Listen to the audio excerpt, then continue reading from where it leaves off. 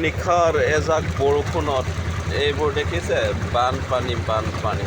মানুহে গুৱাহাটীত বানপানী হোৱাৰ কথা শুনি মানুহবোৰে হাঁহিছিলে। এয়া দেখিছে আমাৰ ওদালগুৰি ডিষ্ট্ৰিক্ট ৰৌতা অন্তৰ্গত বালিচিয়া গাঁৱত এয়া অৱস্থা।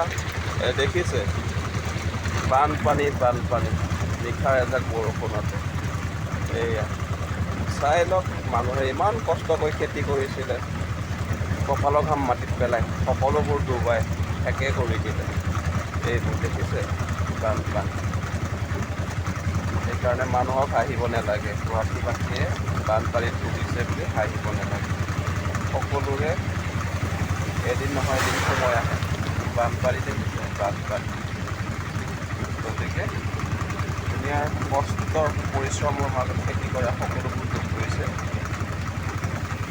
মই পুৱা ভাগত বজাৰলৈ ওলাই আহিছোঁ, এই ৰাস্তাত দেখিছে এয়া সেউজীয়া ধাননি পথাৰ দুখ খাইছে।